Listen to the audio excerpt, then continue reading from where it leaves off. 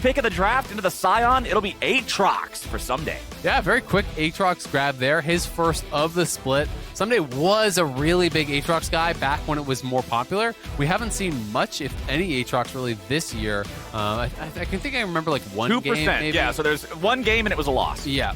So it hasn't been played a lot, but Someday definitely strong on it. Will be interesting to see if he can actually match up well there against Kumo. To sort of get things going for their squads here. I already mentioned how both of these teams look like they have plenty of reset potential once we get into the fights. So that means these early leads, making it so that reset can be guaranteed to happen by having some more money, some more power, more levels, whatever. Where do you want to see Closer and JOSEDEODO focus in this early game?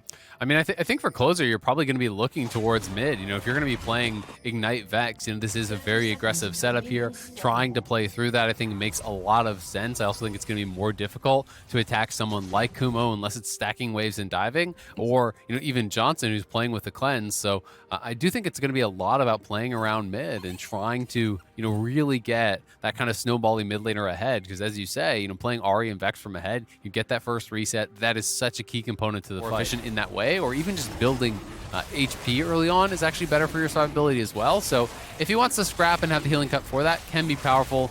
But otherwise, it's not the most efficient item. And, with that wave being held against him, being pushed in, Abbedagga looking for a kill here. Abbedagga goes right back in to Koi. Oh, he's burning away, but he stays alive with what was that 40 HP. Takoi survives the all-in from Abbedagga. That was really close. The charm there, pulling Abbedagga into the tower range, made it really dicey on both sides. But a slight advantage there for Abbedagga, who will be able to push out before the reach. 50, 40, something like that. But 2 HP. Bottom side, though, the 2v2 breaks out as Johnson is level 6. And that means he and Afro Moo are going in. He follows after this, who he's still getting away, staying alive for now. Johnson, not enough damage, but they force the flash out of both of the 100 Thieves bottom lane. Yeah, that's really good. Afro just trading aggressively there, utilizing his summoners. They had the earlier 6 on Zeri, so he trades out his flash, gets flash off both FBI and Huhi. Yeah, you couldn't chase down and kill because you look at the items and you're like, oh, he just has Doran's Blade still. That's not really it's like, an impressive amount of damage, but still really well worth it. And now, maybe Jose could look down towards that bottom side. Has been pretty passive thus far. 100 Thieves with an advantage from the laning phase. They are starting up this Herald. Someday roaming down, so they have the man advantage. But Kumo is coming here, and it looks like FlyQuest are happy to contest. Both supports are going to arrive as well, so we might have a straight-up 4v4. Everyone's on the way. Even Marksman sitting back in the base, heading towards this area, or at least towards the mid lane. Okay, it's going to be confirmed over to the side of FlyQuest, but now 100 Thieves is ready to go in for the fight. Kumo's going to be taken low. 100 HP here on the Scion. First blood over to Someday. FlyQuest in retreat. JOSEDEODO seeing if maybe he can try to stay and help or do anything. Maybe he can try to grab the eye, but no. The eye is on the ground, and 100 Thieves protect it until it fades away. So Kumo dies. First blood goes over to 100 Thieves, and FlyQuest don't even get anything back for it. Koi is here. But Kumo is topside. He does have TP, but it looks like they're not actually going to try to play for this. They just move Vex down. They have Someday actually covering the mid wave, and now Someday will go back up towards top. So it's basically going to be, a plate, maybe 2. I don't actually know if Kumo is playing Demolish or not, but he'll get a little bit of gold, and they're going to try to get picked now. Nicely done. FlyQuest immediately strike back and pop Abbedagga before we can do a thing about it. Now Huhi's got to try to get away, but remember his flash was already lost earlier. Huhi barely stays alive. The heal coming out from FBI to get him out of danger. But FlyQuest, nice job there finding the pick. Actually go in your favor against the Jinx, who's going to be fully stacked on the lethal tempo, just firing out shots from that backline, and it is a much higher DPS build and a much higher DPS champion with the Kraken. Well, we've got the second Rift Herald of the game up now. It's 100 Thieves who are first to the scene. FlyQuest bringing in a teleport. It looks like they might just want to contest for this. Here we go. The Herald's just burning away. 100 Thieves are going to secure it before FlyQuest is able to make their way in. Huhi buying time with a nice stopwatch placement. Super Mega Death Rocket flies in, and 100 Thieves are ready for the counterattack. Vex makes his way into the fight, and now you've got Abbedagga looking to set it up, but it's a double kill back over to Someday. A 1-for-2 trade so far. They're continuing to try to get away from the dead body of Kumo, Huhi taken very low. Johnson still alive. Takoi still alive. Half HP. Closer also down to a couple hundred. Someday is the raid boss here in these fights. He is the difference maker. Oh, man. They just can't finish off any of those low health bars. FlyQuest couldn't get in. Takui goes in to try to finish off Huhi. Doesn't quite have the damage. FBI slinking out as well. And now they're back towards mid, dropping the Herald here, looking to extend the advantage and move towards that third dragon.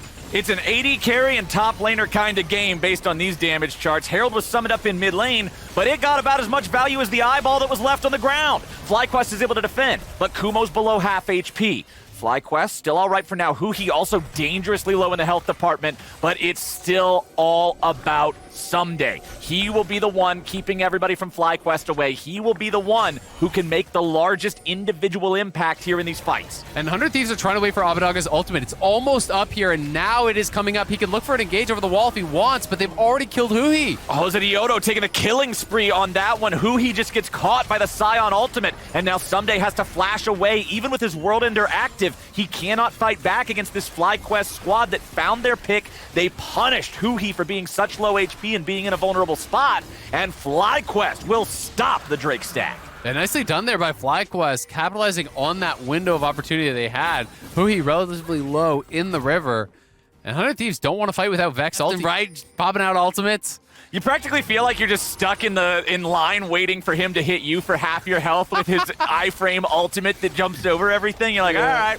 when's my turn to get hit upside the head with this? You go first, Flowers. Sure. I'll let him have my body after. All right, cool, dude. I'll catch up with you here in a minute. Yeah, you're immune again. I get it. I can't attack you. Sure, it's fine.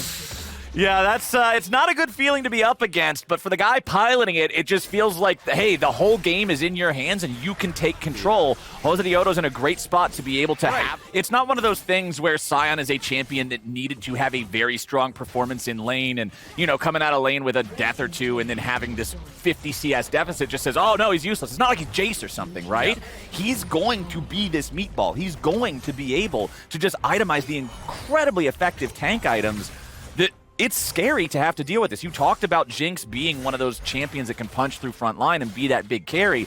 Well, I don't care how good you are or how many shows you're the main character in. If you have from Arcane? Bat chest. If you have to deal with a Scion that has 2,000 extra HP from his W and 4 armor items, it's going to take a minute. And Someday trying to play for this flanking position here. Zeri's still chilling around mid, and 100 Thieves do have much more vision in this area. There is the one ward in the back of the pit that hasn't been spotted, but now Abadaga swinging a miss there to Koi, able to dodge out on that ultimate, so you could look for the fight here potentially. 100 Thieves are just going to try to burn it down, and Koi gets caught out. Now he's got to try to get away with his own ulti. Nicely done. They're going back in for Abadaga, but instead he ends up throwing away his own life. FlyQuest are trying to contest the Drake, but the rockets flying out from FBI means it's going to be soul point for 100 Thieves. Koi got a little too hyphy, Azael. He thought he could go back in and make the outplay, but he just gets shut down, and 100 Thieves get the punt. Playing, and they do not want to play that game. They absolutely do not. When you're looking at some of the item completions, you know, Jinx is kind of half item up here on Johnson, and I do think, again, Zeri's going to struggle to actually punch through this front line. If FBI gets some free time, he is going to put out a massive amount of damage here. But Closer looking for the face check. He's getting a first down, baby. Closer, that's not where you wanted to be, buddy. And then the Scion flies right through for the follow-up. Multiple flashes forced out here. FBI and Huhi both had to flash out to get away. FlyQuest moving forward as a unit. They're all 5 together. They know the enemy jungler does not have an ulti. They know the AD carry and support do not have flashes. 100 Thieves may have just lost their dragon soul off of that one. FlyQuest. Abadaga's looking over the wall. Look at him. He's in a position where he could go for a multi-man ult. Okay, Abadaga ready to fly in if need be.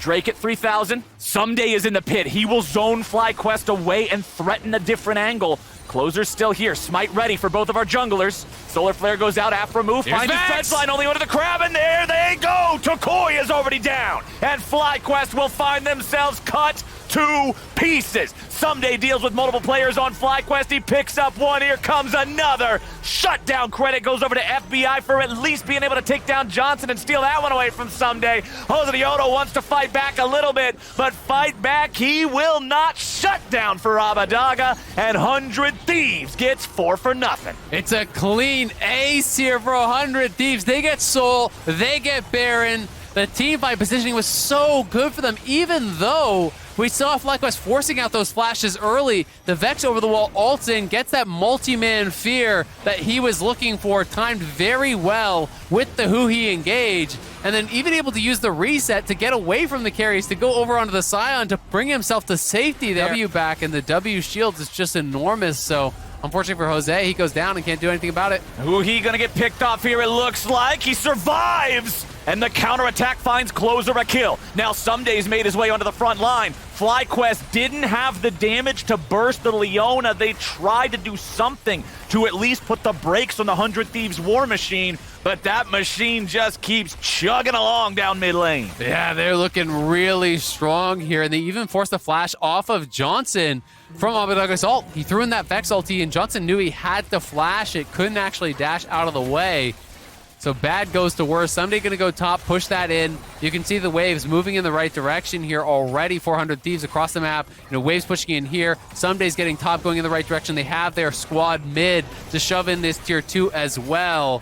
And FlyQuest just don't really have strong enough wave clear to actually push through this. FlyQuest feel like they are stuck in such a bad spot here. The game felt close for a while, but when you get a near ace plus a Drake Soul, plus a Baron, all within 30 seconds, the game's going to turn your way pretty fast, and 100 Thieves are looking to make the most of the remaining minute here on the Baron. Someday will lead the charge, pushing up the top lane. Minion wave about to crash into mid as well, so these are synced up.